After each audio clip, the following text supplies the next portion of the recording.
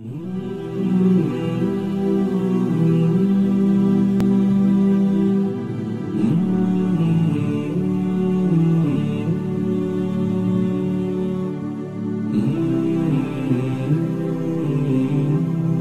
first thing that happens to this person when he is on his deathbed, his family are sitting all around him. The angel of death descends upon this person. You are surrounded by your family, but you feel so alone because only you can see these angels. And you are trying to say to your family, help me, but they can't help you. And then he says, "O evil soul, come out to the anger of Allah and His punishment." You're in your grave and you can hear your family's footsteps as they leave you. But do you have anywhere to run? Do you have anywhere to hide? Do you have anything that you can protect yourselves with? The fire of Jahannam, it enters into his grave. And his grave, it squeezes him so tight until his ribs begin to close up on one another. The coming of hellfire. And hellfire, brothers and sisters, is not a pit. It is a roaring, raging beast that is held down by 70,000 chains. Holding each chain is 70,000 angels. There is no scene more terrifying on the Day of Judgment than that scene.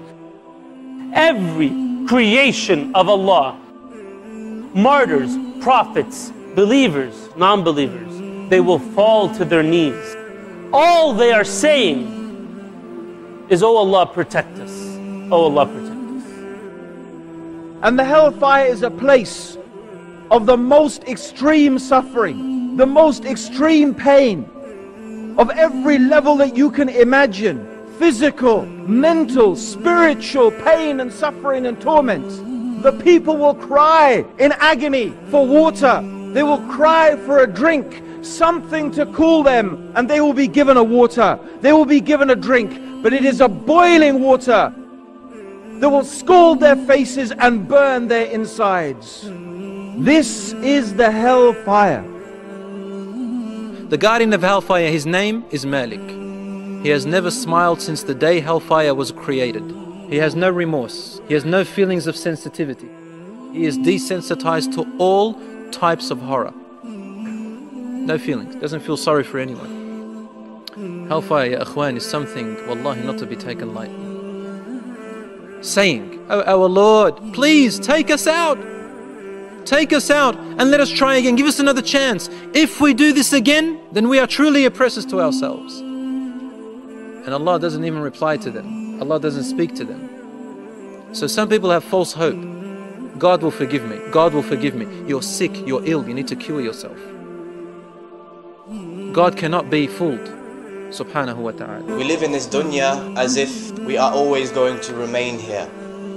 Many of us, we don't think about our moment of death. Many of us, we live as though this is where we are going to remain. As though Allah subhanahu wa ta'ala has given us life forever and we are going to remain on this dunya for all time. And there is not a single person here who knows what his moment of death is going to be like. So then let's fast forward now until Yawmul Qiyamah, the Day of Judgment. And hellfire comes in, raging and roaring. A neck shoots out of hellfire. And just like there are people that go to Jannah without any punishment or any judgment, there are people that will go to hellfire without any judgment. And if hellfire looks at you, then you are one of its inhabitants. So every person, their eyes are to the ground. They're afraid to look up. And all they can hear is the raging and roaring. Brothers and sisters, I want you to listen to this dialogue. I want you to listen to the words of Allah coming down from 7 skies. Did I not tell you, O children of Adam, that you should not worship shaitan? Verily, he is an obvious enemy to you, and that you should only worship me. This is the straight path. Allah will tell us this. And indeed, Shaitan has misguided and led astray many of you. Could you not understand this? Could you not realize this? Could you not comprehend this? Here is hellfire that I promised you. Here it is. May Allah protect us, brothers and sisters. This is not a joke. Hell, my brothers and sisters, let us talk about hell.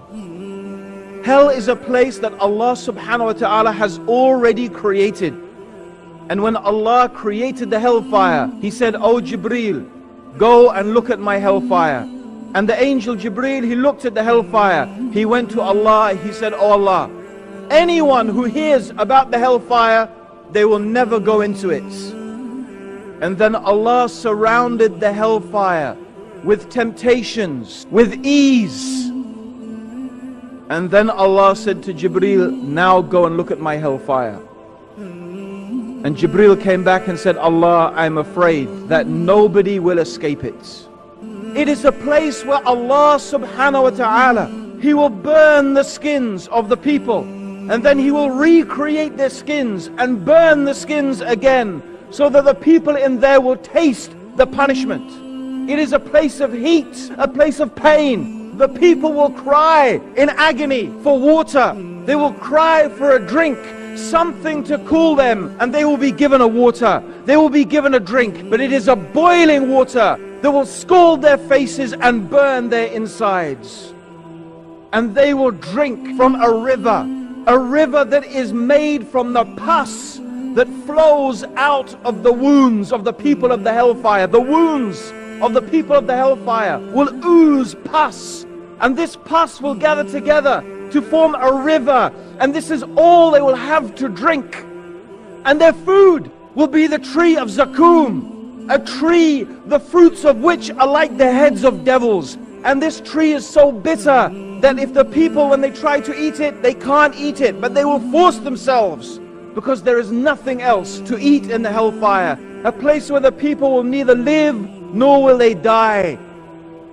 A place where the people will fall into despair, arguing with each other, admonishing each other, criticizing each other. The fire will surround them on every place. The smallest punishment of the hellfire is that a person will wear a pair of sandals of fire and their brain will boil. That's the smallest punishment. And they will think that they have the worst punishment, but it is the least punishment. This is the hellfire. This is the hellfire.